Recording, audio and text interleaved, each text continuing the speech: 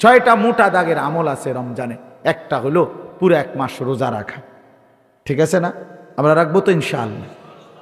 চেষ্টা করি, হিম্মত করে রোজা রাখতে হবে, গুনাহ ছাড়তে হবে। 2 নাম্বার হলো ইফতার, প্রতিদিন ইফতার করা। এটা একটা ইবাদত। ইফতার হুদা বুট মুড়ি না, এটা ইফতার, এটা ইবাদত। এখন না এটা বুট মুড়ি, কিন্তু এই রোজার মধ্যে এটা ইফতার, এটা ইবাদত। ওই সময় এই বুট মুড়িটা কি নেকি, এটা সওয়াব। আল্লাহ নবী সাল্লাল্লাহু আলাইহি সাল্লাম বলছেন লিসাইমি ফারহাতান, ফারহাতুন ইনদা ফিত্রিহি। রোজাদারের 2টা খুশি, একটা হলো ইফতারের সময়, আর একটা হলো হাসরের ময়দানে আল্লাহ পাকের সাক্ষাৎ লাভের সময়। ফারহাতুন ইনদা লিকাই রাব্বিহি, আল্লাহকে যখন দেখবে বান্দা। আখিরাতের সবচেয়ে মজাদার বিষয় কি? আল্লাহ পাকের দিদার। আমরা কিতাবে পড়ছি, আল্লাহর বান্দা যখন জান্নাতে আল্লাহকে দেখবে একবার প্রথম, তো 70,000 হুর সব ভুলে যাবে। আমার শায়েখ আল্লামা মুফতি মুশতাকুর নবী সাহেব বলে, হুরেরা টানাটানি করবে জান্নাতি বান্দার ফিসে দিয়ে কাপড় ধরে, এই দোস্ত এদিকে ফিরেন, যা সরবেটাই ফালতু ফলতু এগুলো সর, এসব ঝামেলা সর। আল্লাহ পাক দেখার মজাই আলাদা। ইলা রাব্বিহা নাযিরা, রবের দিকে তাকায় দেখবে, আল্লাহকে দেখতেই থাকবে। বন্ধু, তুমি কি মনে করছো বাটফারি সিটারের মধ্যে মজা পাইয়া লাইছো? আমরা বেওকুফ দেখে আমরা নামাজ পড়ি, হ্যাঁ? তুমি সালাক দেখে তুমি মাতবর, হ্যাঁ? আহাম্মক কোথাকার বেটা, হ্যাঁ? পরের নারী দেখে মজা কি বেটা? অপেক্ষা করো, বিবাহ করো, তো তোমার বিবিকে তুমি দেখো, অসুবিধা কি? কথা বুঝেন না আমার? মানুষের বেটি চাইয়া লাভ কি? তুমি কেউ দেখলে তো জুতা দিয়ে ফিটবো। তো কথা বলেন না কেন? ধরা খাইলে জুতা দিয়ে ফিরতো না তো? তাহলে মানুষের বেডি চাইয়া ইজ্জত কি? আরেক বেটার বেডি চাই, হিন্দি সিনেমার নর্তকী চাইয়া লাভ কি? এ বেডিরে চাইয়া লাভ, বেডির আসেনি কিছু, যা আছে তত টাকা দিয়ে বিক্রি করে দেখাই এলাইছে। সে তো তার দেহ বিক্রি করে দিছে। এজন্য বেহায়া বেপর্দা নারীর তো কিছু নাই, অত যা আসছিল দেখাই এলাইছে। সে ভালোবাসা দিবে কেমনে? সে সুখ দিবে কেমনে? তার কাছে তো ভালোবাসা সে বিক্রি করে দিছে আগে। তোমার সাথে যে মেয়েটার বিবাহের আগে প্রেম ছিল 3 বছর 5 বছর, তার কাছে আর ভালোবাসা বিবাহের পরে পাইবা কই? যেটা ছিল এটা তো দিয়েই লাইছে সে আগে।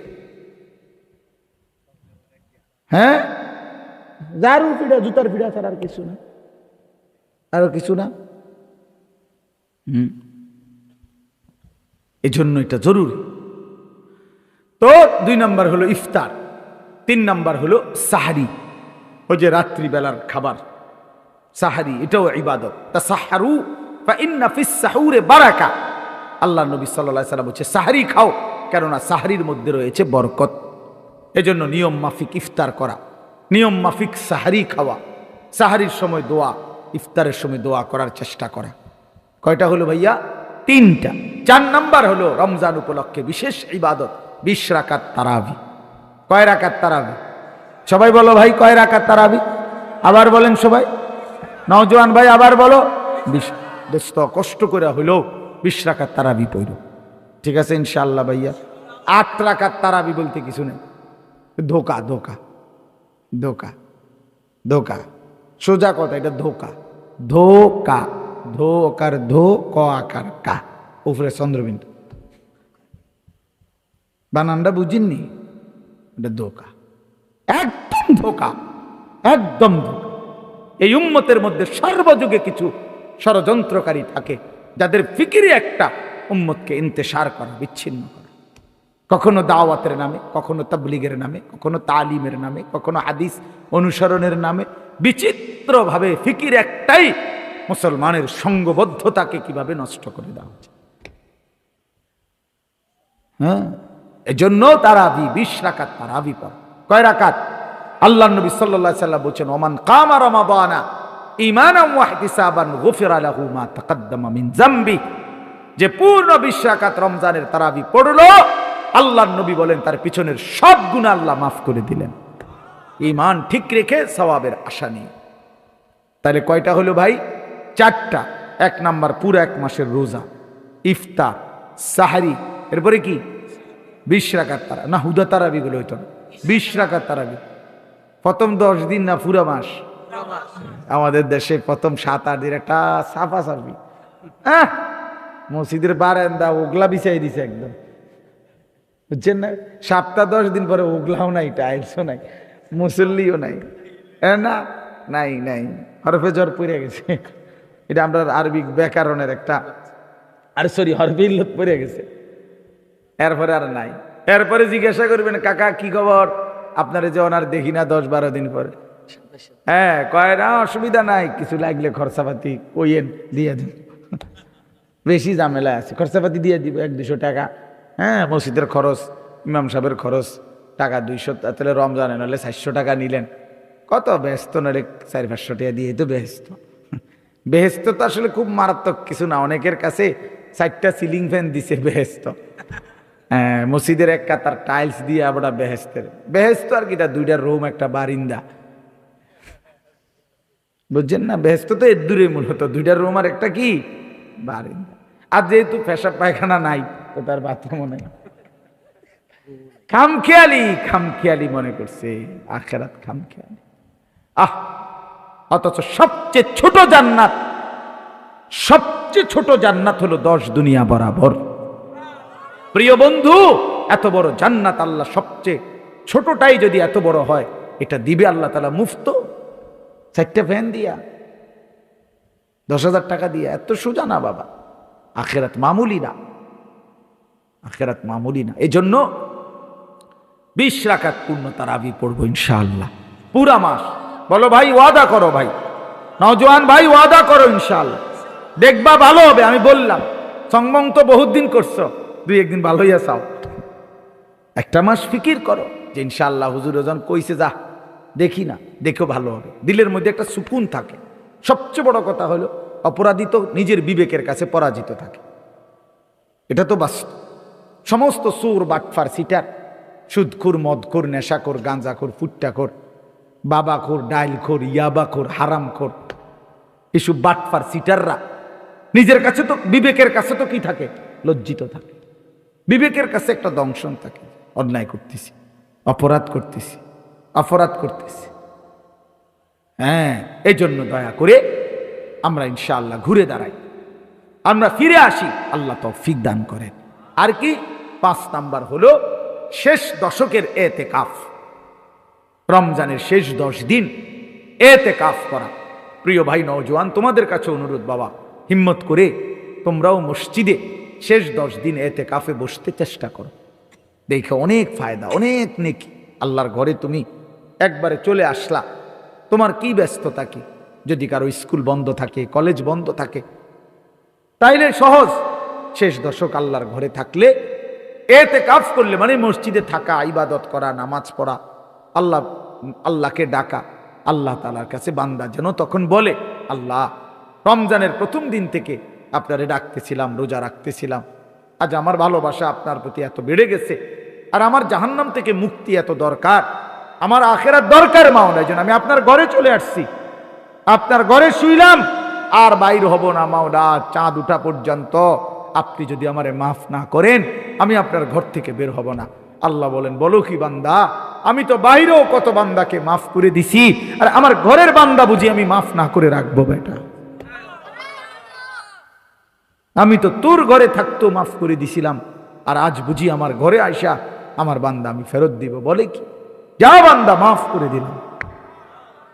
এই জন্য ভাইয়া এতেকাফ, এই বাবাদেরকেও বলি, নিজেরা ফিকির করেন, এতেকাফ করা এটা ইমানদারের আমল, এটা বুড়া মানুষের আমল না, অসল মানুষের জন্য এতেকাফ আমল না, ইমানদার মুমিন মুসলমানের আমল। নবীজি মৃত্যু পর্যন্ত এতেকাফ করছেন। আমাদের চেষ্টা, আমরা আলহামদুলিল্লাহ প্রতি বছর এতেকাফ করি, কোনো অসুবিধা হয় না, আলহামদুলিল্লাহ। ব্যস্ততার কোনো কমতি আমগোও নাই, আমরাও ব্যস্ত, আমরা এই সিরা খাই বইয়া বই হারা দিন, কথা বলেন না কেন? তাইলে ব্যস্ততা সবার আছে, এর ভিতরে দিয়েও আলহামদুলিল্লাহ আমরা এতেকাফে বসি, আলহামদুলিল্লাহ। রমজান সামনে আসতেছে, বলছি সব বন্ধ, কিসের কোনো ওয়াজ মাহফিল সব বন্ধ। যে সোমবারে বললাম ওমরার ফ্লাইট, আইসা আবার এতেকাফ, মানে রমজান শুধুই ইবাদত, রমজান শুধুই বন্দেগী, রমজান শুধুই আল্লাহ পাকের সাথে মালিকের কাছে কান্নাকাটি করে। সর্বশেষ হলো শেষ দশকের বেজর রাত্রিতে শবে কদর তালাশ করা। কি শবে কদর তালা 21 তারিখ, 23, 25, 27, 29 শবে কদর কোন দিন? 5 দিন। মাশাআল্লাহ, মৌলানা ইয়াহিয়া বল যে 5 দিন। কোন শবে কদর কয় দিন? 27-এ শবে কদর না, 27-এ যেরকম সম্ভাবনা, 25-এ তেরুম সম্ভাবনা, 23-এও সমান সম্ভাবনা, 21-এও সমান সম্ভাবনা, 29-এও সমান সম্ভাবনা। শতভাগ 100 শবে বরাত এটা উৎসব না, শবে কদর এনে উৎসব না, শবে বরাত উৎসব না, ইবাদত। অতএব আল্লাহ নবী সাল্লাল্লাহু আলাইহি ওয়াসাল্লাম বলছে শেষ দশকের বেজর রাত্রিতে কি তালাশ করতে? শবে কদর। তাহলে বেজর রাত্রি 5টা, মানে শেষের 10 দিনের বেজর রাত্রি কয়টা? 5। 21, 23, 25, 27, 29 এই বেজর রাত্রিগুলো রাত্রি জেগে ইবাদত করা শবে কদর। তাহলে নিয়মিত রুটিন ওয়ার্ক যেগুলা, মানে নিয়মিত ইবাদত সারা বছরের যেটি আছে এগুলো তো আছেই। 5 ওয়াক্ত নামাজ পড়া, আল্লাহর কোরআন তিলাওয়াত করা, জিকির করা, তাসবিহ পড়া, হালাল উপার্জন করা, গুনাহ ছেড়ে দেওয়া, এগুলো তো আগের মতোই চলমান। আর নতুন করে অ্যাড হইল কয়টা? 6টা। কয়টা? 6টা। রোজা, ইফতার, সাহারি, 20 রাকাত তারাবি, শেষ দশকের এতেকাফ, শেষ দশকের বেজর রাত্রিতে শবে কদরের তালাশ। কয়টা হইল? 6টা। এই জন্য আমরা ইনশাআল্লাহ, আমি ইচ্ছা করে চিন্তা করছি মনে মনে যে আজকে যেহেতু আমরা এনে শ্রোতা কম, এই জন্য বেশি ওয়াজ। এই পৃথিবীর সবচেয়ে বড় বাস্তবতা হলো প্রতিটি বিপদ মুসিবত, সুখ দুঃখ, আনন্দে আসলে সবাই ব্যক্তিগতভাবে একাই।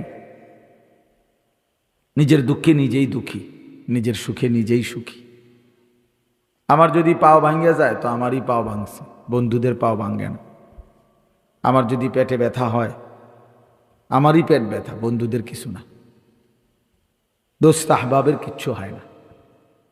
এর কারণে প্রতিটা সুখ দুঃখ আসলে আমরা একাই, দুনিয়াতেও একা, আখেরাতেও আমরা একা। এজন্য আমরা যদি আলাদাভাবে ভাবি যে আর 10 জন নিজের ভালো নিজের কল্যাণ না ভাবুক, সেটা তার ব্যাপার, আমি কেন ভাববো না? আমার নিজের ফিকির তো আমার করা উচিত। অতএব এই কথা ভেবে আল্লাহর কথা শুনলে যে আমার পরিবর্তন দরকার, আমার জিন্দেগি সুন্দর হওয়া দরকার, তাইলে বরকত হয়। হ্যাঁ, মনে করেন লোক কম, তো আপনি লোক বেশি হইলে আপনার কি সমস্যা, আর কম হইলেই বা আপনার কি সমস্যা? এটা নিয়ে তো আপনার হিসাব না। 10,000 মানুষ যদি হয় তো আমার কবর রাজাব মাপ। কথা বলেন, মোহাম্মদের কবর রাজাব মাপ। তাইলে বলে 10 লক্ষ মানুষ আমার চিনলে তো আমার আর বিচার আচার নাই, হাসরের ময়দানে সব মাপ। অতএব এটা হলো মূল বিষয়। এই জন্য সংখ্যা কোনো বিষয় না।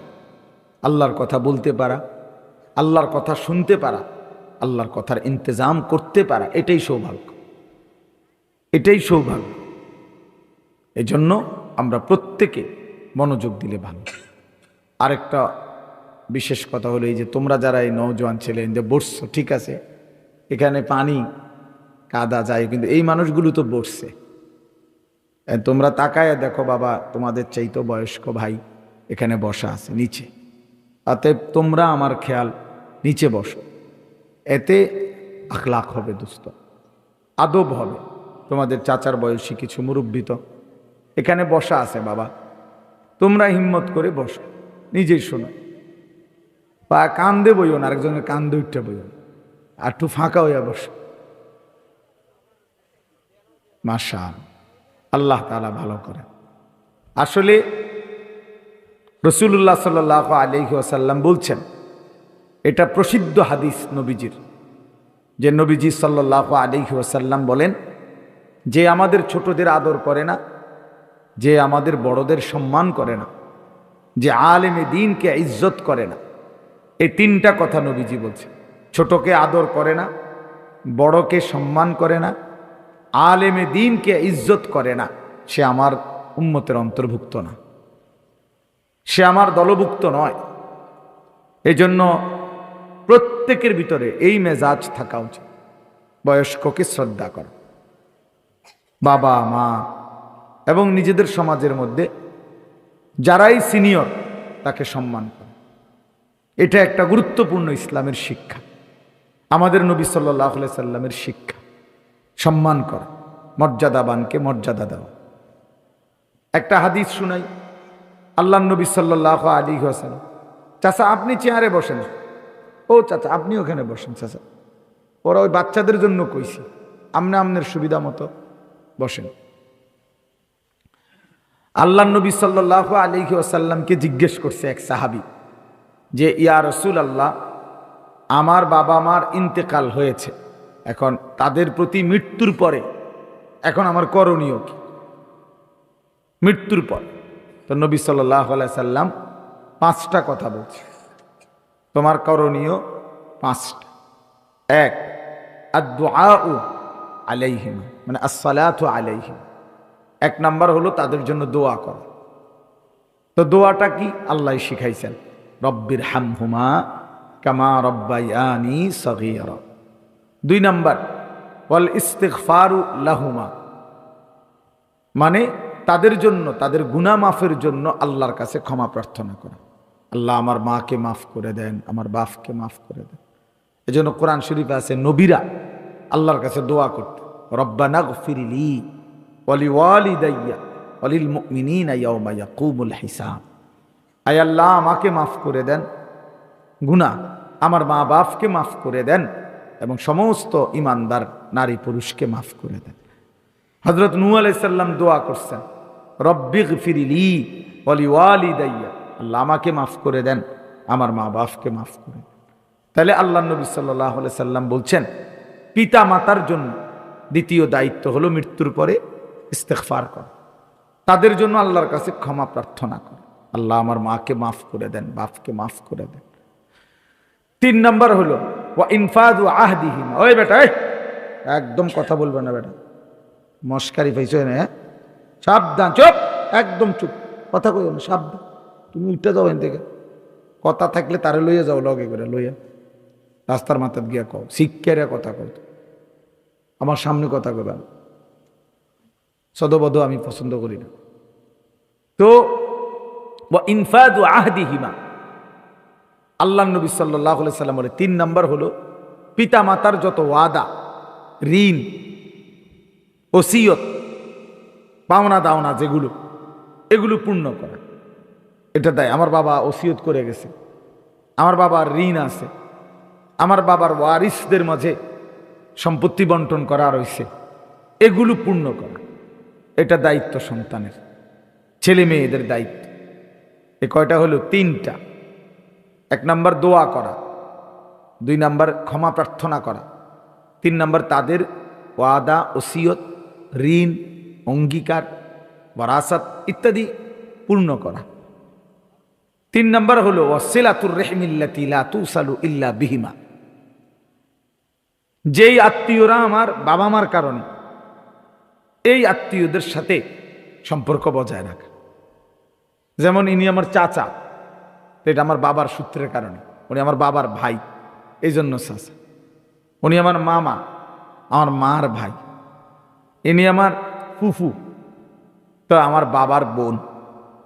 ইনি আমার খালা, তার মানে আমার মায়ের বোন। এই যে বাবার সূত্রে কিংবা মার সূত্রে যারা আত্মীয়, এদের কারণে যারা আমার আত্মীয়, এদের সাথে চাচা, মামা, ফুফা, খালু, চাচি, মামি, ফুফি, ইনাদের সাথে উত্তম আচরণ বজায় রাখা। রাসূলুল্লাহ সাল্লাল্লাহু আলাইহি সাল্লাম বলছেন এটা তোমার জিম্মাদারি, এই তোমার মা বাবার প্রতি তোমার কৃতজ্ঞতা আদায়, এটার অংশ এটা। 5 নাম্বার ওয়া ইকরামু সাদিকিহিমা, অর্থ হইল মা বাবা দুনিয়ায় থাকতে যাদেরকে সম্মান করতেন, ইজ্জত করতেন, সম্পর্ক রাখতেন, সেই বন্ধুদেরকে, মা বাবা যাদের সাথে চলতেন ফিরতেন, এরা আমার মার বান্ধবী, আমার আব্বার বন্ধু, আমার আব্বার সাথে চলাফেরা করছেন। তো এই বাবার সূত্রে যারা বাবা চলাফেরা উঠা বসা করতেন, যাদের সাথে গ্রামের, এলাকার, মহল্লার, মা যাদের সাথে এই ঘরের ওই ঘরের দাদি, চাচি, এরকম আত্মীয় স্বজন অথবা মহল্লার যে সমস্ত মহিলাদেরকে মা চলাফেরা করতেন, তাদেরকে সম্মান করে, ইজ্জত করে, আল্লাহ নবী সাল্লাল্লাহু আলাইহি সাল্লামের শিক্ষা। আমার আব্বার আমলে আমার আব্বা যখন মসজিদে ইমামতি করতেন তখন একজন হুজুর মুয়াজ্জিনি করত। তো এই বছর আমি ওনারে আমার মাদ্রাসার মধ্যে মাহফিল হয়েছিল 14ই ডিসেম্বর গত বছর, তখন আমি ওই মাহফিলে আমার ছোট ভাইয়ের দায়িত্ব দিছিলাম যে আব্বার আমলের ওই হুজুর মুয়াজ্জিন সাহেবের তোর দায়িত্ব, ওই হুজুরে যেভাবে হোক আমাদের মাহফিলে আনবি। তো হুজুরে ছোট ভাই আনছে, দাওয়াত দিছে, হুজুরে আমি স্টেজে বসাইছি, মাদ্রাসায় না খাওয়াইছি, আবার হাদিয়া দিছি ওনারে যাওয়ার সময়। তো পরে উনি অন্যান্যদের কাছে বলছে, মানে উনি অনেক কায়দা দিছে যে হে আমার, তার বাবার সাথে আমি ছিলাম এক সময়, তো এই সূত্রে আলী আশরাফ মাওলানার ফুতে আমারে ইজ্জত করছে। মানে তার জীবনের এটা একটা অনেক পাওয়া। আজকেও একজন আমারে ফোন দিছে, হুজুর আপনি যে হেবড়ারে করছেন, হ্যাঁ আজ কি কইছে উনি কচু আর আরেকজন উনি আমার কাছে কইছে এ কথা। আমার বাবার সূত্রে, উনি বাবা যখন ইমাম ছিলেন উনি মুয়াজ্জিন ছিলেন। তাইলে প্রিয় ভাই, আমার বলার উদ্দেশ্য ছিল ওই যে তোমগরে কষ্ট করে নামাইছি, জোয়ানের আবার রোদ কি আর বৃষ্টি কি, নওজোয়ানের আবার রাত কি আর দিন কি, ফ্যাঁকে কি আর কাদায় কি, জওয়ান তো জওয়ানি, শক্তি, হিম্মত, মেহনত, পরিশ্রমের জিন্দিগি, যুবকের জিন্দিগি। যৌবনকালেই মানুষ সর্বোচ্চ মেহনত করতে পারে, সর্বোচ্চ মেহনত করতে পারে। এই জন্য সব সময় প্রিয় ভাই এটা মনে রাখবে, এটা জরুরি ভাইয়া। তুমি যদি মানুষকে সম্মান করতে না জানো, তোমার বড়কে সম্মান করতে না জানো, তাহলে জীবনেও এটা কোনোদিন উত্তম আখলাকের অধিকারী হওয়া যাবে না, কোনোদিনও ভদ্র হওয়া যাবে না। সম্পূর্ণ নিজের স্বাধীন মতো চলা। আমি আমার শুধু বন্ধুদেরকে নিয়েই, সমবয়সীদেরকে নিয়ে সারাদিন চলি ফিরি আড্ডা, এরপর অন্যদের দৃষ্টিতে কি দেখা যায়, অন্যরা কি বিরক্ত, না অন্যরা লজ্জিত, না ঘৃণা করে আমার, এটা নিয়ে সামান্য অনেক ছেলের কোনো পরোয়াই নেই। ধর কার কি মনে হয় বেটা বাদ দে, আমার আব্বা বিদেশ থেকে টাকা পাঠাইছে, আমি মোবাইল চালাইতে আসি, এটা মানুষের কিতা। এই যে একটা মাতাল পাগল জিন্দিগি, এটা কখনোই ভদ্রতা না, এটা ইনসান না, ইনসান এ মানুষ না। কোরআনুল কারীম আল্লাহ তাআলা মানুষকে জানোয়ারও বলছেন, উলাইকা কাল আনআম, আল্লাহ বলছে জানোয়ারের মতো। ইনহুম ইল্লা কাল আনআম, আল্লাহ বলছে কিছু মানুষ আছে যারা আর কিছু নয়, শুধুই জানোয়ার। আল্লাহ কোরআনে বলছে কিছু মানুষের উদাহরণ, ফামাসালুহু কামাসালিল কাল, কুকুরের মতো, কুত্তার মতো। তাহলে আল্লাহ কেন বললেন? সবগুলোর মধ্যে মূল কারণ একটাই, সে কি ইত্তেবাউল হাওয়া, যে মনের চাহিদার অনুসরণ করে। আমার মনে যা আছে, এখানে কোনো শরীয়ত কি, আল্লাহর বিধান কি, রাসূলের তরিকা কি, এত কিছু আমার দরকার নেই। আমার মন চাইছে, আমার মনে যা চাইছে, আমার পছন্দ যা, তাই আমার কাছে যা ভাল লাগে। এবার এটা বৈধ না অবৈধ, এটা যৌক্তিক নাকি অযৌক্তিক, এটা ভদ্রতা না অভদ্রতা, এটা মানুষের চোখে ঘৃণিত না লজ্জিত, কিচ্ছুর দরকার নেই। আমার কাছে মন চাইছে, আমার কাছে ভালো লাগছে।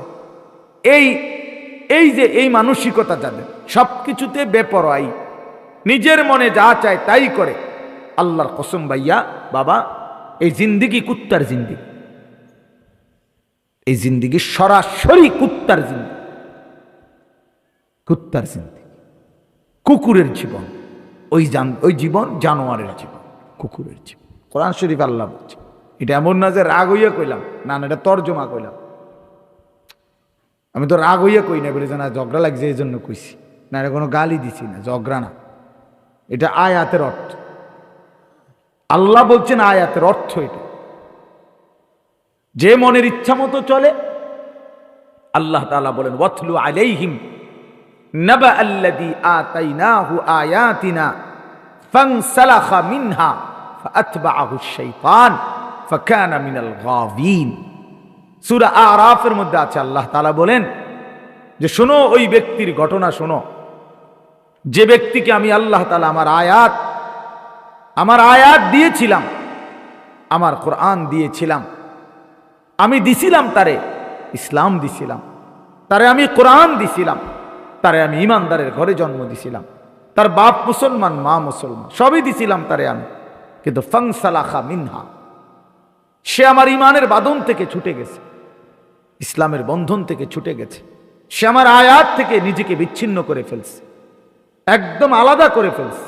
ফাআতবাআহু আশ-শাইতান, সে যখন সিদ্ধান্ত নিছে আমি আল্লাহ মানব না, কোরআন মানব না, আয়াত মানব না, দ্বীন মানব না, আল্লাহ বলেন এবার সাথে সাথে শয়তান পুরাপুরি তার সঙ্গী হয়ে গেছে।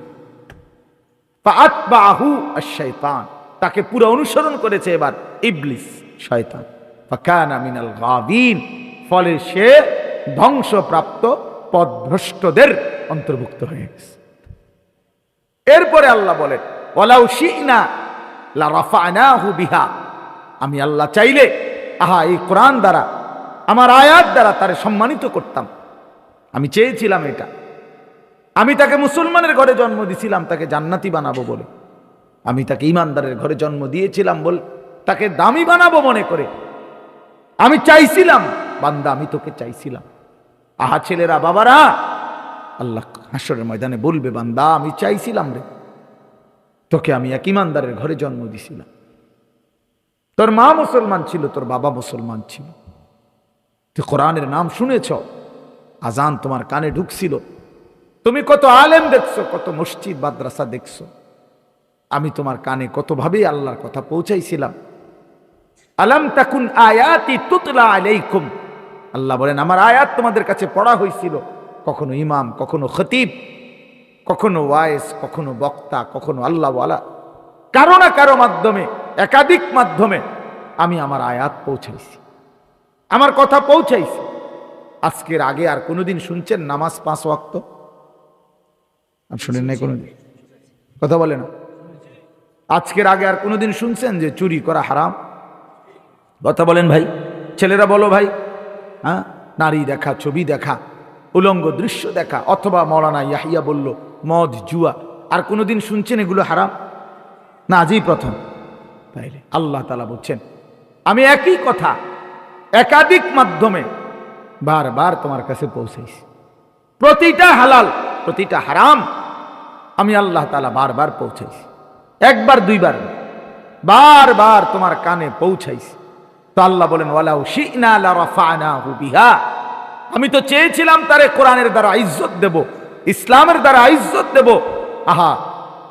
আমার রাসূলের মাধ্যমে তাকে সম্মানিত করব, ইমানদার মা বাপ দ্বারা তাকে ইজ্জত দেব, কিন্তু ওয়ালাকিন্নাহু আখলাদা ইলাল আরদ, কিন্তু সে তো দুনিয়াকে আপন বানায় নিছে, সে তো দুনিয়াকে আপন বানায় নিছে, সে তো দুনিয়াকে নিজের ঠিকানা বানিয়ে নিয়েছে, দুনিয়াতে মনে করছে স্থায়ী, এই হাসি, এই নারী, এই কান্না, এই রং তামাশার এই ফুর্তি, সে মনে করছে এটাই জীবনের শেষ কথা, এখানেই জীবন শেষ।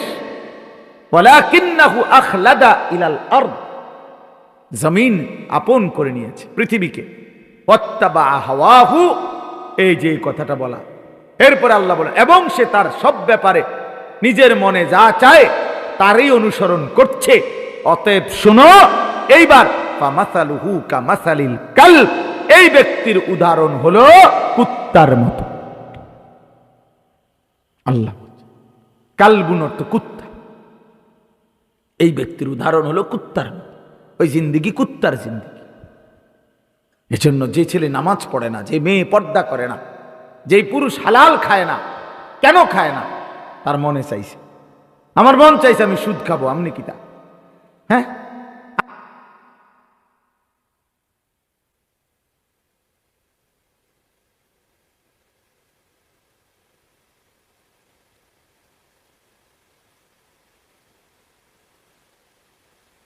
জানে তার ফুতে এক ওয়াক্ত নামাজ পড়ে না, সারা দিন মোবাইল টিপে, এই জানোয়ারের জন্য এবারটা বিল্ডিং করে, বেউকুফ কি আর বাজারে ওঠে এরম বেউকুফ ফলদ মিয়া। আগে আপনি এই অসভ্যর লগে আগে বুঝা পড়া না করবেন বেটা, তোর বিল্ডিং কি এর আবার তোর বিদেশ কি এর বেটা, তোর তুই আগে কথা না কইবি বেটা, মুসলমানের বাচ্চা তুই নামাজ পড়বি কিনা আগে এটা বল বেটা। তোর বিল্ডিং দিয়ে আমি করবো কে, তোর লাগে বা আমি বিল্ডিং করবো কেন, কেন করব? ইনসাফ কি বলে বলেন? ওই বাবারাও যারা সন্তানের অব্যাহত আল্লাহর নাফরমানি দেখবার পরেও ওই সন্তানের দুনিয়া সাজাইতে ব্যস্ত, মূলত এরা হচ্ছে এই বাপগুলোও মূলত দুনিয়া লুভি। মনে আমি লিখে দিলাম, আর নাহলে তর্ক করে না মারল, আমনে অসুবিধা না, আমি বলব। ওই মা দুনিয়া লুভি, যে মা দেখে তার ছেলে এক ওয়াক্ত নামাজ পড়ে না, সারা দিন রাত মোবাইল ছাড়া একটা মিনিট তার সময় কাটে না, এ তো বোঝা উচিত কিরে আমার ঘরে থাইকাতে ফজরের নামাজ পড়ে না, তো বাহিরে সে জোহর আসর মাগরিব এশা পড়বে কিরে ভাইয়া? তো আমি এই পুতের লাগিয়া কিত্তাম দোয়া করুম আর কিত্তাম এর লাগিয়া চিন্তা করি। কোরআন শরীফে আছে আল্লাহ তাআলা বলছেন নূহ আলাইহিস সালামকে, হযরতে নূহ আলাইহিস সালাম ওনার নাফরমান সন্তানের জন্য আল্লাহর কাছে দোয়া করছিলেন।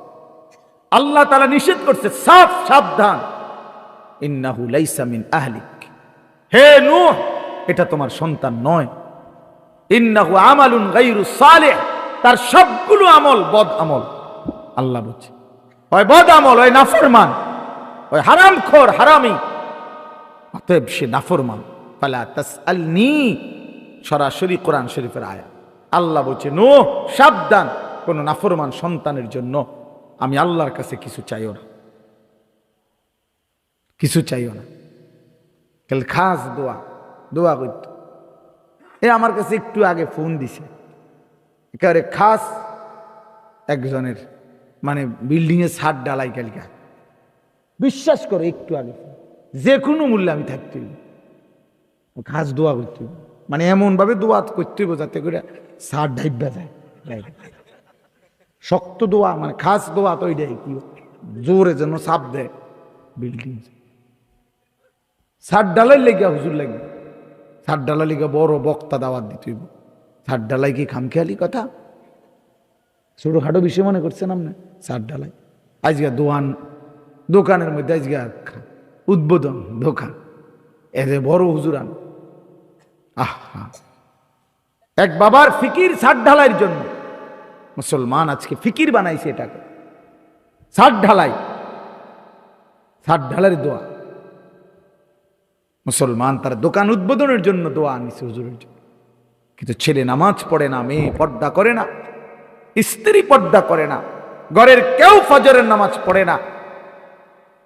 কই আমার জীবনে তো আমি মনে হয় এমন 10 জন লোক জীবনে শুনি নাই কেউ কোনোদিন আইসা দোয়া চাইতে যে হুজুর আমার ছেলে মেয়েগুলো ফজরের নামাজ পড়ে না, আমি কি করতে পারি হুজুর, আপনি একটু খাস দোয়া করে দেন। এমন মনে আমার এই পুরা জীবনের মধ্যে 2 জন 10 জন পাবো না। এই নিয়ে কোনো মাথা ব্যথা নাই, এই নিয়ে কোনো মাথা, শুধু ছাদ ডালাই। বিদেশ বিদেশ বিদেশ এমন বহুদিন গেছে আমার জীবনে, ওদিক পাসপোর্ট আমার হাতে দিয়ে হুজুরের খাস দোয়া করে দিতাম, পাসপোর্ট যাতে ভিসা লাগে, তো ভিসা কোনায় আমি কোনাই, পাসপোর্ট কোনায়, এটার ভিত্তিতে দোয়া দিতাম। হ্যাঁ আমার হাতে দিছে পাসপোর্ট।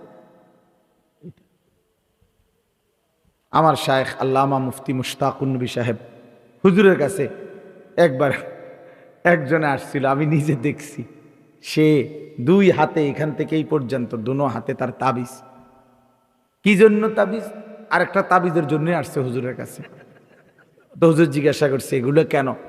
এখানে প্রায় 22টা না কয়টা তাবিজ ছিল। কেন?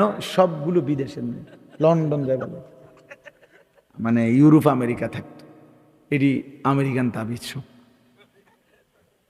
কোম্পানিগঞ্জের তাবিজ না। হুজুরে তখন বলছে আমি একটা তাবিজ দেব, আপনি অবশ্যই একটা, তবে আপনি এটি খুলতে হবে। পরে এগুলা সব খুইলা হুজুরে হাতে দিয়া বেড়ার হয়েছে, হুজুর একেবারে বাসার সামনে কুয়া আছে, এগুলো আগে ফেলাই দিয়ে আসেন। এরপরে হুজুরে হেরে বলছে আপনি সারাক্ষণ লা হাওলা ওয়ালা কুওয়াতা ইল্লা বিল্লাহ খালাস খালাস। এই জন্য বললাম বাপ, আজ মুসলমান আমরা, নিজের দুনিয়া, সন্তানের দুনিয়া, স্ত্রীর দুনিয়া, মেয়েটার দুনিয়া, এতটুকুই বুঝছি, এতটুকুই বুঝছি। মেয়েটার একটা ভালো জামাই চাই। ভালো জামাই জিজ্ঞাসা করেন, চাচা ভালো জামাই বলতে কি বুঝাইছে? টাকা পয়সাওয়ালা, আখলাকওয়ালা না। কথা বুঝেন নাই? মেয়েটার জন্য একটা ভালো জামাই দরকার। ভালো বলতে কি বুঝাচ্ছেন জিজ্ঞাসা করেন, চাচা ভালো বলতে কি? ভালো বলতে পয়সাওয়ালা, বিল্ডিংওয়ালা, বিল্ডিং, টাকা পয়সা আছে, এটাকেই বলছে ভালো জামাই। আখলাকওয়ালা কিনা, চরিত্র আছে কিনা। রাসূলুল্লাহ সাল্লাল্লাহু আলাইহি সাল্লাম বলেছেন, ইজা খাতাবা আহাদুকুম মান তারদাউনা দীনাহু ওয়া খুলুকাহু ফাযাব্বিজু। নবীজির হাদিস। আল্লাহর নবী বলেন, তোমাদের মেয়ের জন্য যদি এমন ছেলের প্রস্তাব আসে যে ছেলের মধ্যে দুইটা গুণ আছে, এক নাম্বার তার দ্বীনের ব্যাপারে তুমি সন্তুষ্ট, আরেকটা তার আখলাকের ব্যাপারে তুমি সন্তুষ্ট, তাহলেই তুমি তোমার কন্যাকে তার কাছে বিবাহ দাও। খোদার কসম নবীজি বলছে, যার মধ্যে দ্বীন আছে, দ্বীন ইসলাম আছে, আল্লাহর গোলামি আছে, আর যার আখলাক আছে, চরিত্রহীন তো লম্পট, দুশ্চরিত্র, তার কাছে কেন কন্যা দিবেন? আল্লাহ নবী সাল্লাল্লাহু আলাইহি সাল্লাম বলছে, ফাযাব্বিজু, এমন ছেলের কাছে মেয়েকে বিয়ে দিও। আবার ছেলেকে বলছে মেয়ের ব্যাপারে, তুনকাহুল মারআতু লিআরবাঈন। নবী সাল্লাল্লাহু আলাইহি সাল্লাম বলছে, শোনো, পৃথিবীতে মানুষ চার কারণে কোনো মেয়েকে বিবাহ করে, নারীকে বিবাহ করে। চারটা দেখে কেউ, এক একজন এক একটা, চার জিনিসের যে কোনো একটা না একটা কেউ খেয়াল করে বিশেষভাবে। লিহাসাবিহা, কেউ তার বংশ গরিমা দেখে। দুই নাম্বার ওয়ালি জামালিহা, কেউ তার রূপ চেহারা গুণ দেখে। এবার এটা ফুটপাতের হোক আর জেন থেকে এনে হোক, চেহারা সুন্দর, চেহারা সুন্দর, ববগুড়ির হোক, এবার এটা যে রুম ইচ্ছা, বংশ না থাকুক, ইজ্জত না থাকুক, দেখতে ভাল লাগছে। এই কেউ সৌন্দর্য দেখে, নবীজি বলছে। আর কেউ অলিমালিহা, সম্পদ দেখে, অর্থ সম্পদ আছে অনেক, টাকা পয়সা দেখে। চার নাম্বার হলো অলি দীনিহা, কেউ দিনদারি দেখে। তাইলে চার কারণে মানুষ নারীকে বিবাহ করে। কেউ বংশ গরিমা দেখে, কেউ অর্থ সম্পদ দেখে, কেউ চেহারা সুরত সৌন্দর্য দেখে, কেউ দিনদারি দেখে। আল্লাহ নবী সাল্লাল্লাহু আলাইহি সাল্লাম এরপরে বললেন, উম্মত, আমি রাসূল তোমাদেরকে পরামর্শ দিলাম, ফাজফার বিজাতিদ দ্বীন, তোমরা দ্বীনকে প্রাধান্য দিও, দিনদারিকে প্রাধান্য দিও, দিনদারিকে প্রাধান্য দিও। তারিবাত ইয়াদাকা, নবীজি বলছেন, হে পুরুষ, হে যুবক, যদি দিনদারিকে প্রাধান্য না দাও, আল্লাহ তোমারে বেইজ্জতি করুক। নবী বদদুয়া দিছে। শুধু রূপ দেখে বিয়ে করলা, শুধু বংশ দেখে বিয়ে করলা, শুধু অর্থ সম্পদ দেখে বিয়ে করলা, কোন আখলাক নাই মেয়েটার, চরিত্র নাই, তাহলে তুমি, আল্লাহ যেন তোমারে বেইজ্জতি করে। তো নবী যাকে বদদুয়া দিল, সে সুখ পাবে কোথায়? সে ইজ্জত পাবে কোথায়? এই জন্য বা মাদ্রাসা আখলাক গড়ে। মাদ্রাসায় আবু বকর, জামিয়া আয়েশা, অর্থাৎ মুসলমানের কন্যার আখলাক গড়ে দেয় মাদ্রাসা, মুসলমানের ছেলের আখলাক গড়ে দেয় মাদ্রাসা, জিন্দেগি গড়ে দেয়। আজকে যদি বাবা মা, তোমরা ছেলেরাও সবাই মিলে আমরা যদি এই ফিকির করি বাপ, যে আমাদের আখলাক, আমি সবসময় বলি এ কথা, প্রিয় ভাই, প্রিয় বাবা, এই প্লাসের নাম মানুষ না, গোল্ডেন এ প্লাসের নাম মানুষ নয়, আখলাকের নাম মানুষ। মানুষ বলা হয় আখলাককে, আখলাক, আখলাক চরিত্রকে, আখলাকের নাম মানুষ।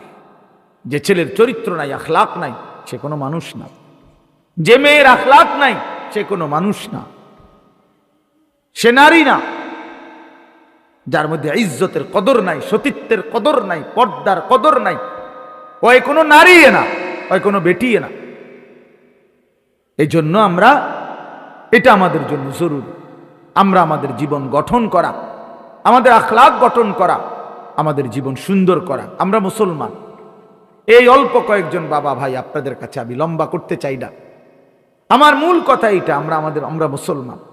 একটা ছেলে হলেও বুঝছো, একজন বাবা হলেও বুঝেন, একজন মাও পর্দার আড়ালে খেয়াল করেন যে ভাই মা, এটা মনে রাখেন, আমরা মুসলমান, আমরা পাগল না, ছাগল না, আমরা ইয়াহুদি না, খ্রিস্টান না, আমরা হিন্দু নয়, বৌদ্ধ নয়, আমরা নাস্তিকও না, মুরতাদও না। আমাদের আল্লাহ আছে, আমাদের আল্লাহ আছে। আমরা নাস্তিক মুরতাদের মতো ভাবলে হবে না। ওই নাস্তিক তসলিমা নাসরিন ইন্ডিয়ায় বসে বসে এক মুরতাদ বাংলাদেশে ছিল, বাংলাদেশে ঝাড়ুর বাড়ি খাইয়া এই অভিশপ্ত নারী নাস্তিক প্রতিনিয়ত মুসলমানদেরকে বিদ্রুপ করে। কিছুদিন আগে খেলার মধ্যে হেরে গেছে, খেলা তো বলছে যে ভগবানের কাছে আল্লাহ হেরে গেছে। হ্যাঁ, মানে হিন্দু খেলোয়াড়রা, মুসলিম খেলোয়াড়রা হিন্দু খেলোয়াড়দের কাছে হেরে গেছে। ওই জানোয়ারে কমেন্টস করছে ভগবানের কাছে আল্লাহ হেরে গেছে।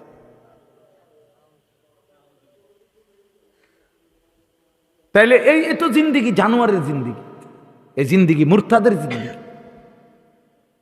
কিন্তু ইমানদার আমরা, আমরা মুসলমান বাপ, আমরা একজনই হই। আল্লাহ তাআলা কোরআনুল কারীমের মধ্যে বলছে ওয়ালা আবদুম মুমিন খায়রুম মিন মুশরিক। সারা পৃথিবীর সমস্ত কাফের বেঈমানের চাইতে আল্লাহ বলেন আমার একজন ইমানদার গোলাম কৃতদাস সে কোটি কোটি গুণ বেশি দামি। ওয়ালা আবদুম মুমিন, একজন গোলাম কিন্তু সে ইমানদার, সে সমস্ত মুশরিক বেঈমান তাদের চাইতে ইজ্জতওয়ালা। ইমানের দাম বেশি বাপ, কালেমার দাম বেশি, ইমানের দাম বেশি। ইমান শ্রেষ্ঠতম সম্পদ, শ্রেষ্ঠতম পুঁজি। অতএব আমরা প্রত্যেকেই যদি আমাদের এটা ভাবা উচিত, আমাদের জিন্দিগির কদর করা উচিত, আমাদের হায়াতের কদর করা উচিত। আল্লাহ তাআলা আমাদেরকে শ্রেষ্ঠতম নিয়ামত দান করছে। আল্লাহ বলবে বান্দা আমি তো তোমারে জাহান্নাম দিতে চাইছিলাম না বান্দা, আমি পছন্দ করে তোমারে ইমানদার বানাইছি, মুমিন বানিয়েছি, এক পবিত্র মার ঘরে তোমারে জন্ম দিয়েছি। আমি বলছি বহুবার, আমরা এই বছর আমার মৌলানা মোহাম্মদ, মৌলানা ইয়াহিয়া, আমরা গত বছর তাবলিগে সময় লাগাইছিলাম দিনাজপুর জেলায়। তখন আমরা ওইখানে দেখছি ৭২ বছর বয়স্ক হিন্দু লোককে কালেমার দাওয়াত দিছি আমরা। তখন ওই লোক ২.৫ ঘন্টা ৩ ঘন্টা বলার পরেও তার ২ ছেলে মুসলমান, ছেলের বউ নাতি নাতনি সব মুসলমান হয়ে গেছে, কিন্তু ওই বেচারা ৭২ বছর বয়স বুড়া মিয়া ওই কালেমা পড়ে না। কত অনুরোধ করলাম, কত কাকুতি মিনতি করলাম, কত আহাজারি, চাচা একটাবার কালেমা পড়েন, গোপনে পড়েন, দরজা বন্ধ করে পড়েন, পৃথিবীর কেউরে বলবো না, আপনি বাইচা যাবেন জাহান্নাম থেকে, অনন্তকালের আখেরাতে জাহান্নাম থেকে বেঁচে যাবেন। উনি বলছে না আমি এটা পড়বো না। তখন আমি বলছিলাম যে হায় দেখেন আজকে আল্লাহ তাআলা আমাদেরকে ছোট্টবেলা থেকে সেই ৩ বছর বয়স ২ বছর বয়স থেকে কত হাজারবার আমরা লা ইলাহা ইল্লাল্লাহ উচ্চারণ করতে পারছি, মুহাম্মাদুর রাসূলুল্লাহ এই জবানে আমাদের কত লক্ষবার উচ্চারণ হয়েছে।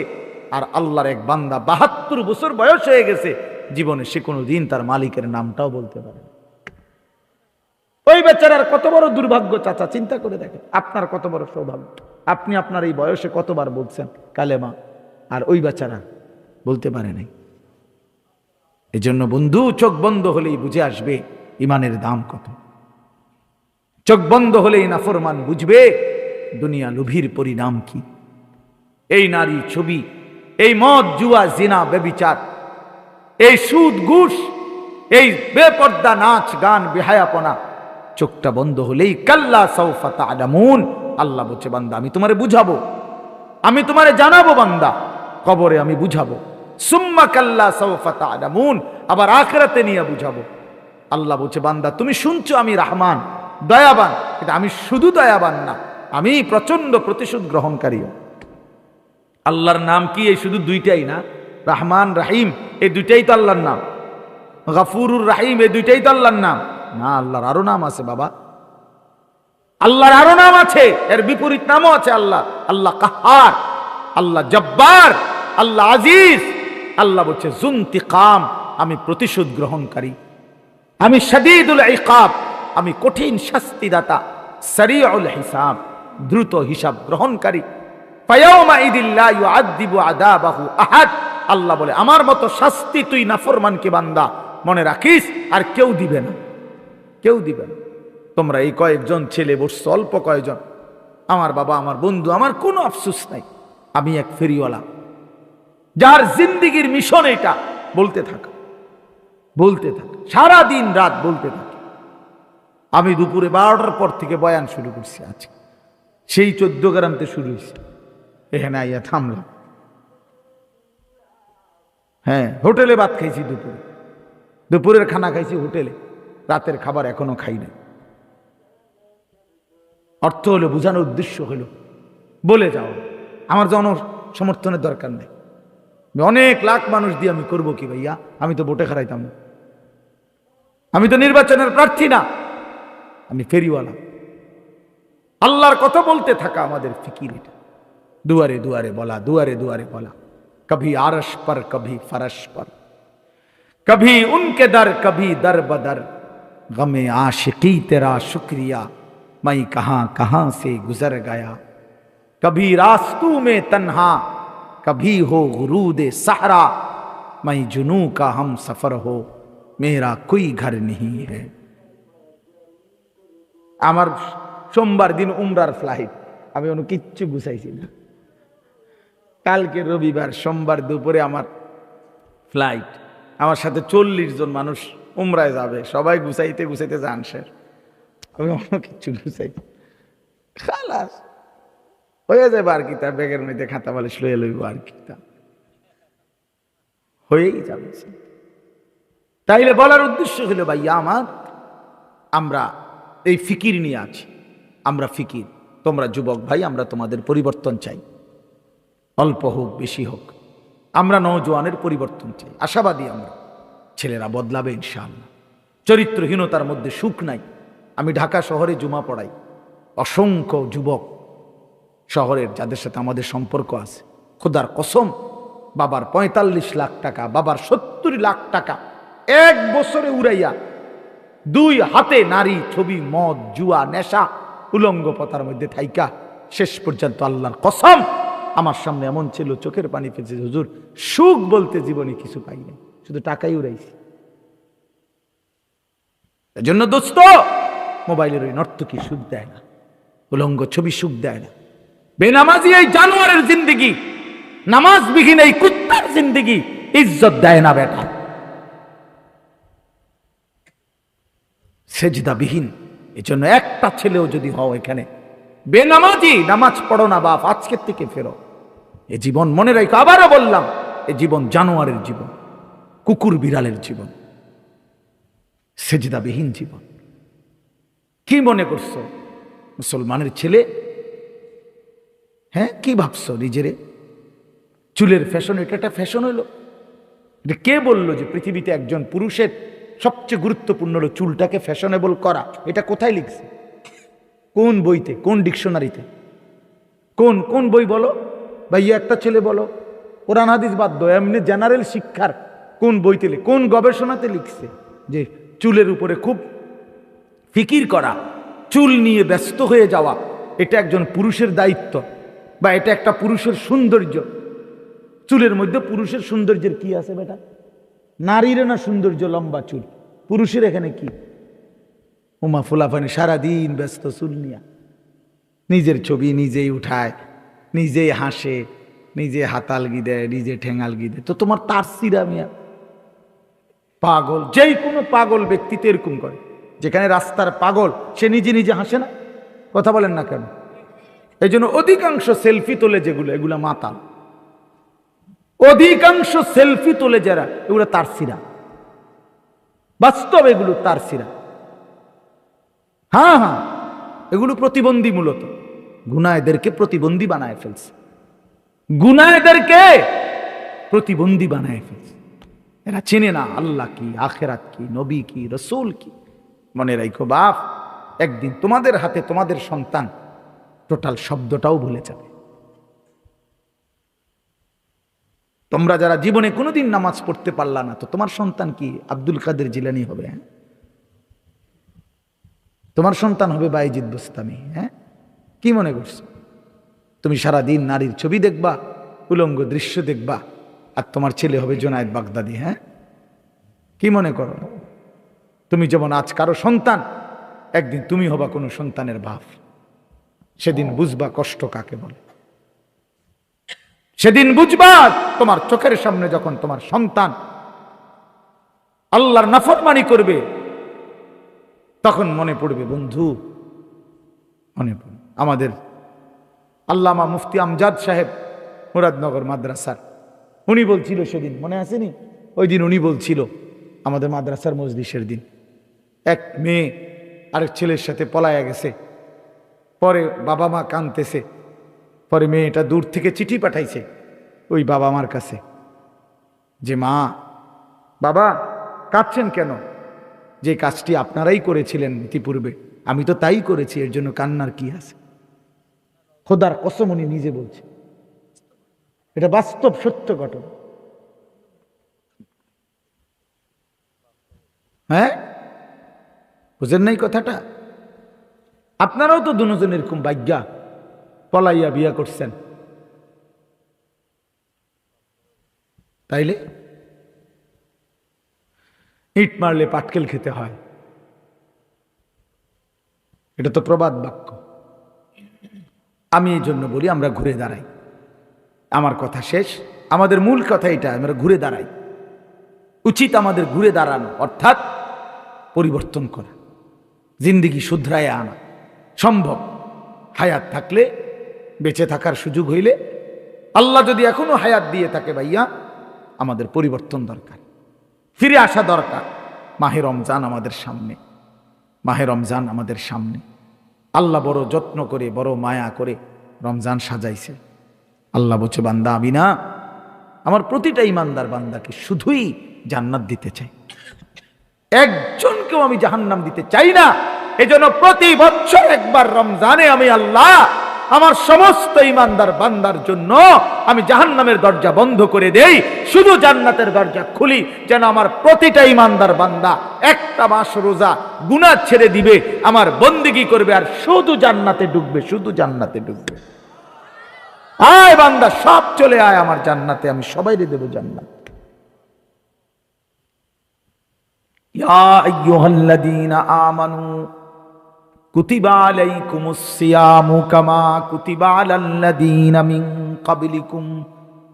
রব্বুল আলামিন বলেন, হে ঈমানদার, জন্য রমজানের আলোচনা আল্লাহ শুরু করতে গিয়ে বলেছেন, হে ঈমানদার। আল্লাহ যেন বলছেন, হে ঈমানদার, পুরা বিষয়টা তোমার জন্য, তোমার জন্য। মাহে রমজানের সবগুলো আয়োজন আমি আল্লাহ করেছি তুমি মুমিনের জন্য। এটা হিন্দুর কিছু না, রমজানের সব কিছু মুমিন তোমার জন্য, ইহুদি খ্রিস্টানের জন্য না। এটা ভাত তরকারি না, এটা রমজান। আমি রব্বুল আলামিন ইফতার দিয়েছি তোমার জন্য, সাহারি দিয়েছি তোমার জন্য, এক মাসের রোজার হুকুম দিয়েছি তোমার জন্য, প্রতিদিন 20 রাকাত তারাবি দিয়েছি তোমার জন্য, 6 দশকের ইতিকাফ দিয়েছি তোমার জন্য, শবে কদরের নিয়ামত দিয়েছি তোমার জন্য, শুরুর দশক রহমত দিয়ে সাজিয়েছি তোমার জন্য, মাঝখানের দশক মাগফিরাত দিয়ে সাজিয়েছি বান্দা তোমার জন্য, শেষ দশক জাহান্নাম থেকে নাজাত দিয়ে সাজিয়েছি তোমার জন্য। জান্নাতের দরজা খুলেছি মুমিন তোমার জন্য, জাহান্নামের দুয়ার বন্ধ করে দিয়েছি তোমার জন্য, শয়তানগুলোকে শেকলে বন্দী করে রেখেছি তোমার জন্য। তুমি শুধু আসবা বান্দা, আমার হুকুম পালন করবা, একটা মাস গুনাহ ছেড়ে দিবা বান্দা, একটাই শুধু দরজা খোলা, সেটা শুধুই জান্নাত, শুধু জান্নাতে ঢুকবা। কুতিবা আলাইকুমুস সিয়াম, আমি আল্লাহ ফরজ করেছি, আমি আল্লাহ। আল্লাহ বলে, মুমিন ফেলে দিও না বান্দা, রোজা আমি ফরজ করেছি, আমি আমার পক্ষ থেকে, অন্য কেউ না, জেনতেন কেউ দেয় নাই, আমি রব্বুল আলামিন। যাকে তুমি বলেছো লা ইলাহা ইল্লাল্লাহ, আল্লাহই তোমার উপরে রোজা ফরজ করলাম, রমজান দিলাম। শাহরু রমাদান আল্লাযী উনজিলা ফীহিল কুরআন হুদাল লিন-নাসি ওয়া বায়্যিনাতিম মিনাল হুদা ওয়াল ফুরকান। আল্লাহ বলেন, রমজান মাস চিনেছো নি বান্দা? আমি আল্লাহই পরিচয় করায় দেই, শোনো বান্দা, রমজান সেই মাস যেই মাসে আমি আমার শ্রেষ্ঠতম কালাম কোরআন নাজিল করেছিলাম। কোরআন কি কিতাব চিনো শুনি বান্দা, আল্লাহ বলেন এটা হচ্ছে গোটা বিশ্ব মানবতার হেদায়েত।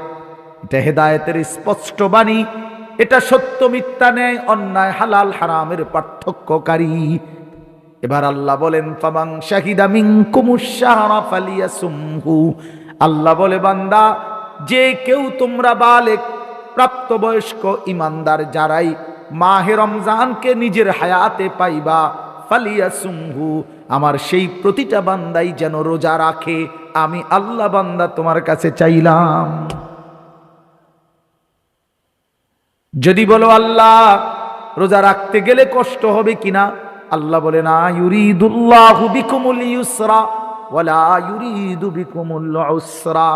আমি বান্দা তোমার উপরে কোনো কঠিন করতে চাই না, আমি সহজই করতে চাই। আমি পারবা বলেই তোমারে দিয়েছি। আবার সান্ত্বনা দিয়ে বলেছে কামা কুতিবা আলাল্লাযীনা মিন ক্বাবলিকুম, ঘাবড়াইও না বান্দা, পারবা। তোমার পূর্ববর্তী যত ঈমানদার সব রোজা রাখছে, তুমিও পারবা, তুমিও পারবা। লাআল্লাকুম তাত্তাকুন।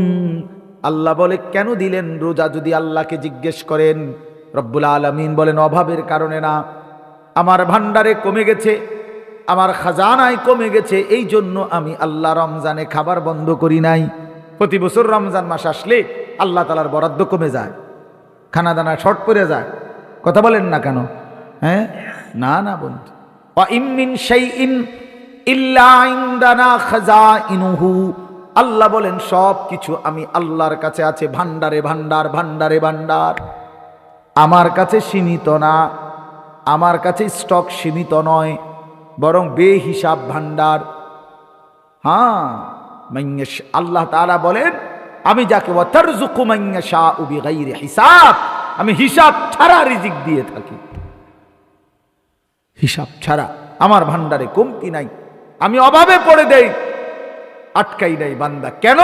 লাআল্লাকুম তাত্তাকুন, তোমারে মুত্তাকি বানাবো, তোমারে জান্নাতি বানাবো, তোমারে আমি নিজ হাতে জান্নাত দেব বান্দা।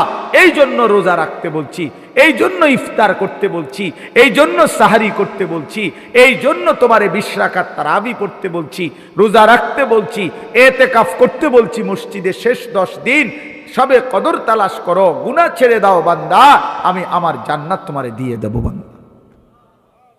আল্লাহর নবী সাল্লাল্লাহু আলাইহি ওয়াসাল্লাম বলেছে রোজাদারের জন্য আল্লাহ তাআলা জান্নাতের একটা স্পেশাল দরজাই রেখেছেন শুধু রোজাদারের জন্য। ফেরেশতারা বলবে আইনা সাইমুন, রোজাদাররা কোথা? আপনার এদিক দিয়ে আসেন। রায়্যান নামক সেই দরজা, আলাদা স্পেশালি রোজাদার, আপনি এদিক দিয়ে ঢোকেন। সুবহানাল্লাহ। আল্লাহর নবী বলছেন যুবক রোজা রাখো, ফা ইন্নাস সাওমা লাহু বিজাউন, রোজার মধ্যে তোমার যৌবনের যেই তাড়না, যৌন চাহিদা, লজ্জাস্থানের যেই উশৃঙ্খল চাহিদা, আল্লাহর নবী বলেন এটা নিয়ন্ত্রণ হয়ে যাবে। আল্লাহ রাসূল প্রেসক্রিপশন দিছেন। হ্যাঁ, নবীজি বলছেন ওমান লাম ইস্তাতি' ফাআলাইহি বিস-সাওম, রোজা রাখো। যুবককে আলাদা বলছে নবীজি, যুবক রোজা রাখো, তাহলে তোমার চরিত্র হেফাজত হবে, আখলাক হেফাজত হবে। আখলাক বড় সম্পদ ভাইয়া। আল্লাহ নবী ডাক দিছে ইয়া শাবাবা কুরাইশ, হে কুরাইশের যুবক, গুদ্দু আবসারাকুম ওয়াহসানু ফুরুজাকুম, তোমাদের চোখ নিচের দিকে নামাও, নিজেদের লজ্জাস্থানের হেফাজত করো, আখলাক বানাও। আখলাক, নবীজি বলেন আকমালুল মুমিনিনা ঈমানান আহসানুহুম খুলুকা, সবচেয়ে বড় শ্রেষ্ঠতম সম্মানিত মুমিন সে যার আখলাক সুন্দর, যার আখলাক সুন্দর। রাসূলুল্লাহ সাল্লাল্লাহু আলাইহি ওয়াসাল্লাম বলেন হাসরের ময়দানে মিজানের পাল্লায় যেই আমলের ওজন সবচেয়ে ভারী হবে সেটা কি? আল খুলুকুল হাসান, উত্তম আখলাক, উত্তম চরিত্র। মদখোর উত্তম চরিত্রবান হয় না, কোন নেশাখোর উত্তম হয় না, কোন জুয়ারি উত্তম হইতে পারে না, কোন নারী লোভী লম্পট চরিত্রহীন, রাত নাই দিন নাই। বেটা 16 বছর বয়সে যদি বেটা এত নারী দেখে ফেলিস, বাকি জীবন করবি কি নাফরমান? 18 বছর বয়স না হইতে তুই এত উলঙ্গ ছবি দেখে ফেলি, অসভ্য, তো বাকি জিন্দিগি করবি কি তুই? বেহায়া, বাকি জিন্দিগি করবি কি? বিয়ে আর ভবিষ্যতে করবাটা কি তুমি? তুমি তো শেষ, সব তো দেখতে এলাইছো। সব অসভ্যতা করেই তো ফেলছো, দেখেই ফেলছো। চরিত্র হেফাজত হবে কি? জীবনের আনন্দ কি আর? এই জন্য প্রিয় ভাই, আল্লাহ তাআলা রমজানের মাধ্যমে আমাদেরকে জান্নাত দিতে চায়। সেই রমজান আমাদের সামনে, সেই রমজান আমাদের সামনে। কোরআন শরীফের 5টা আয়াতে আল্লাহ রমজানের কথা বলছে। এর মধ্যে প্রথম আয়াতে একবার বলছে লাআল্লাকুম তাত্তাকুন, আল্লাহ বলছে রমজানের রোজার মাধ্যমে আমি তোমাদেরকে মুত্তাকি বানাবো। আবার লাস্টের আয়াতে আবার বলছে কাযালিকা ইউবায়্যিনুল্লাহু আয়াতিহি লিন-নাস লাআল্লাহুম ইয়াত্তাকুন। একই কথা আবার বলছে বান্দা, আবারও বললাম আমি কিন্তু রোজার বিধান স্পষ্ট করে বলে দিয়েছি, কেন? যেন সকলেই মুত্তাকি হতে পারে, মুত্তাকি হতে পারে। 2বার বলছে কথা, এটা 2বার বলছে। অতএব আমরা ইনশাআল্লাহ মাহে রমজানকে সামনে রেখে জীবন সুন্দর করার চেষ্টা করি। আল্লাহ তৌফিক দান করেন।